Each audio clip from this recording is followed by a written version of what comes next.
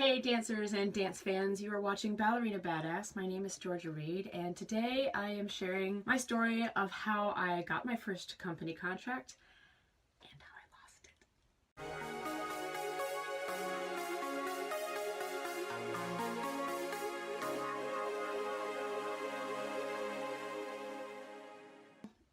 Coffee.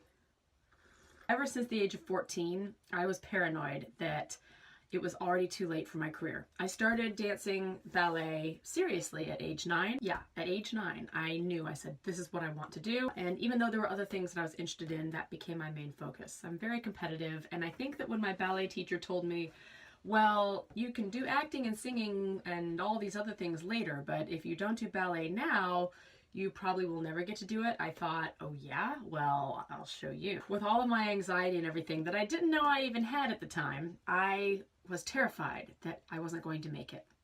And I think that's what really motivated me to take my first company contract. It was more, oh my God, if I don't take this contract, there may not be another one. So it was a fear-based decision, I think. I was at home for the summer from college, and I had booked a job with the Opera Theater of St. Louis. We were doing The Pearl Fishers by Bizet, and the choreographer who had come to town to set all the choreography in the show was Victoria Morgan. And Victoria Morgan was, and still is, I believe, the artistic director of Cincinnati Ballet.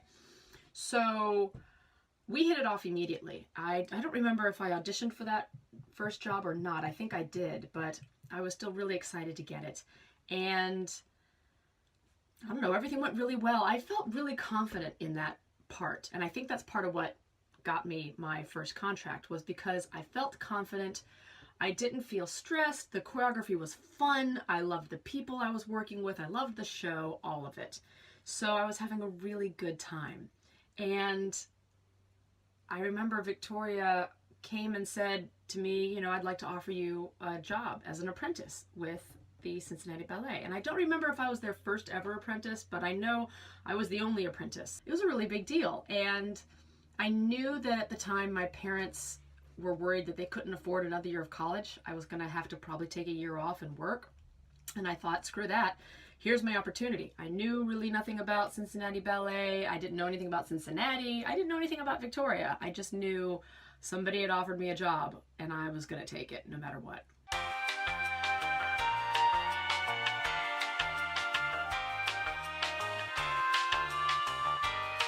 Now, my ballet coach at the time, Marek Koleva, warned me. He said, I personally recommend you stay in college, at least for another couple of years, because there's still some things that you need to work on technically, and you won't get the attention you need in a company.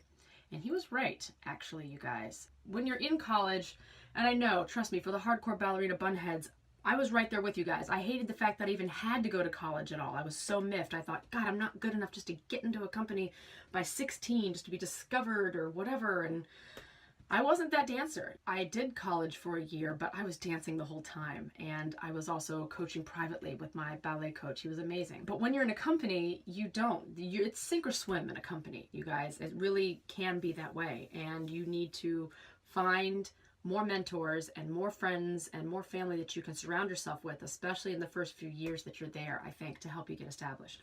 But me being my usual, I'm confident and I've got it. I've got it all figured out. I'm going to do it.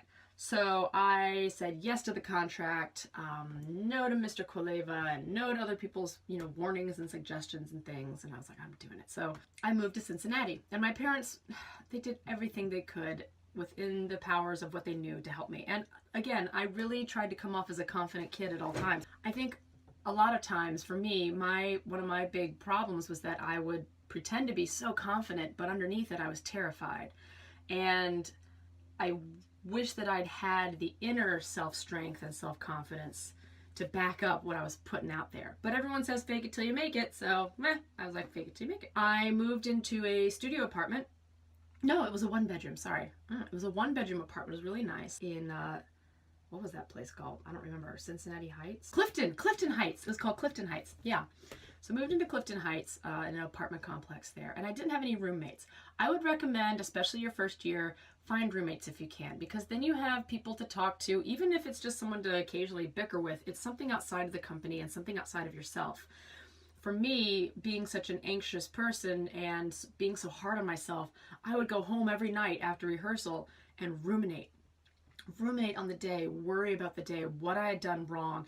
I would binge eat. I ate unhealthfully. And it was so interesting when I saw the documentary on Misty Copeland and she talked about eating donuts all the time until, you know, she got some good mentorship. I thought, yeah, I get that. I wish that all dancers in companies, especially the ones just starting out, would get mentorship. I think that would make such a huge difference in helping the new dancers settle into this new life.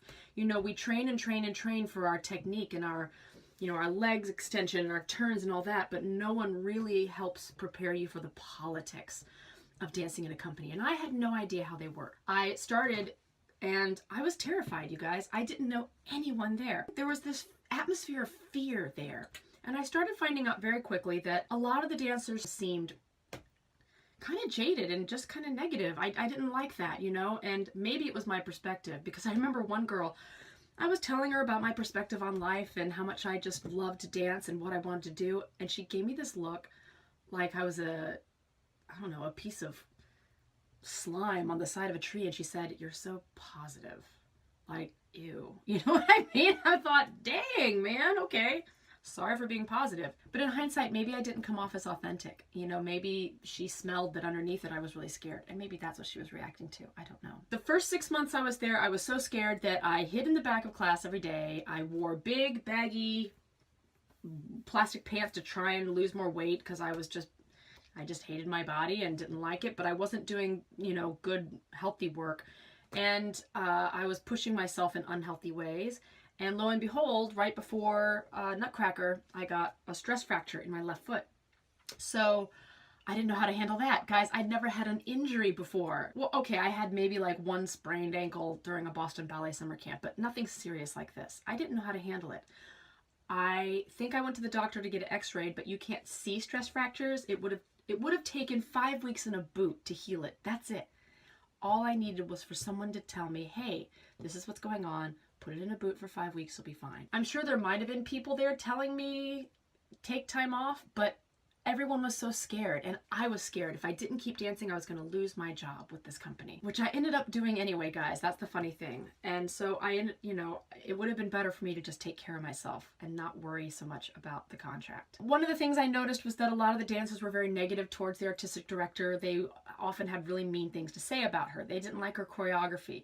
They were gossiping about her and, you know, talking about her sexual orientation, which back then was still kind of a big deal, you know, and they just, I didn't like that. I didn't like how mean they were, even though, you know, she, like I think all directors have their faults and things. I just didn't like all of the negative talking going on all the time. It really bothered me. I felt alone. I felt kind of left out, and I didn't quite know how to fit in. And I just tried to keep going to the best of my ability. I did get a boyfriend who I didn't really like that much, but I was so alone, I needed someone to talk to. By the time springtime rolled around, here's the funny thing. So that was the first 6 months into Nutcracker. I hobbled through the Nutcracker on this broken foot and barely made it through. But then I took time off over the holidays. I got stronger. I was working on Giselle, which if you all know my story, that's part of the whole thing. And then several dancers in the company started getting injured. Several of the soloist dancers started getting injured. And here I am, the apprentice, and so I started understudying these roles, and then I got to do them. I got to do 2 different solo parts in the mixed repertoire series, and it was fabulous. I got to do a solo in Lila York's Rapture, which loved that ballet, loved it. And I also got to do a solo in Niels Christie's Sink. It was amazing. And then comes the hammer. Right before we did that production, Victoria Morgan just calls me into her office one day like, hey, I just need to talk to you for a second. I said, okay. So I walk in, la la la, and I sit down, and she says, we're not going to bring you back next year. And I'm like, oh my God. And she was acting like it was nothing, like nothing was happening. And I'm sure it was uncomfortable for her. I mean, what artistic director wants to sit there in a room with somebody and tell them, hey, you're fired? I doubt it. I doubt anyone likes that. But I didn't know how to handle it, guys. Again, yes, I was old enough that you'd think I would have been mature enough to handle this stuff, but I grew up in a very sheltered community.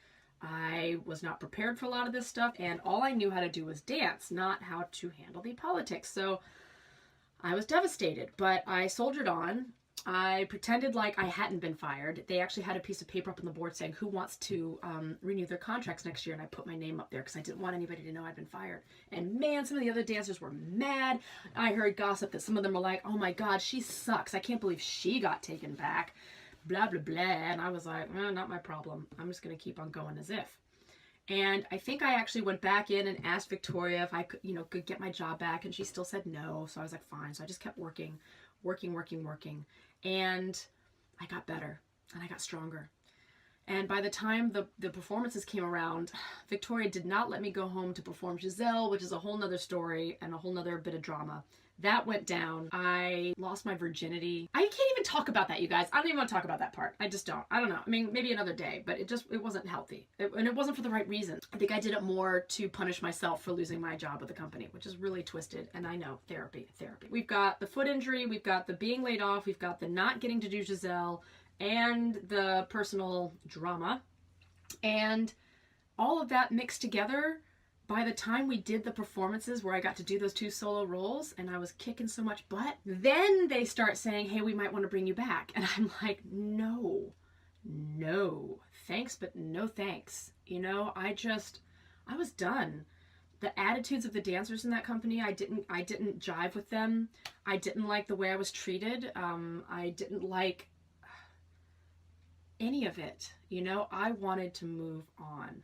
I just had too much negative stuff, and I thought, if this is what it's like dancing here, where I feel like I'm being lied to while they're smiling in your face and then no one really says it like it is, it just didn't appeal to me. And I thought, I'm going to keep going elsewhere. And so I went to New York that summer. So technically I lost the contract, but then it was offered back to me again. I had a window and I turned it down. I did. So that was my personal choice.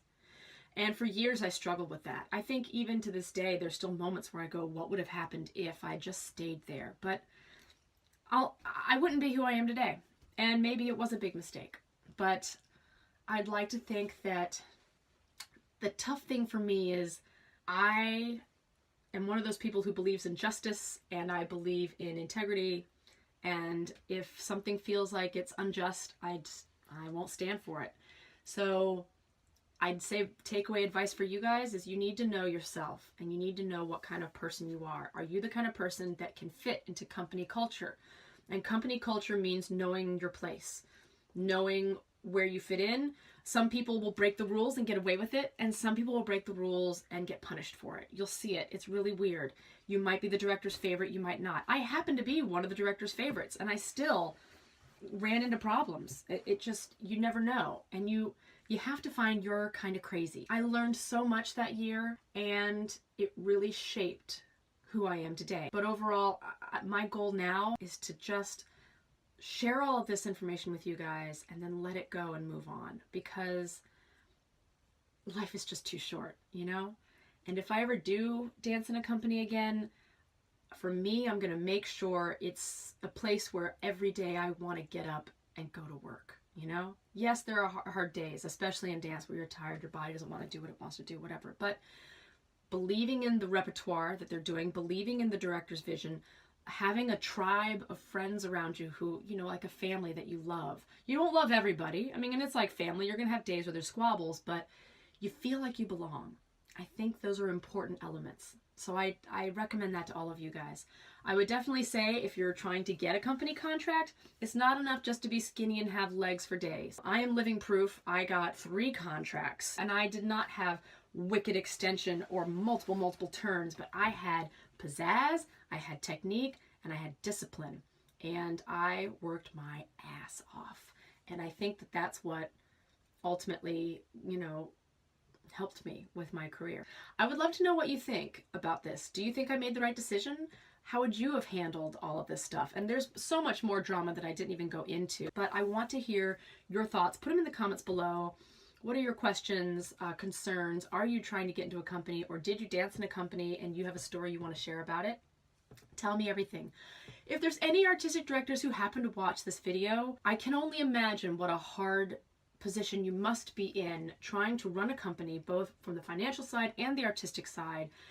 And my hope would be that you would offer a mentorship program for your dancers, even if it's like older, the more seasoned dancers are mentors to the younger ones, or, get people in the community who can reach out to these dancers. And I get it, dancers don't want to talk and keep their mouths shut, but still, if there's some way you can shepherd some of your new dancers just a little bit more, it would be awesome. And maybe you don't have time for that, and maybe it really is the whole sink or swim. And if you're tough, you'll last in this business, and if you're not, it's not the business for you. Maybe.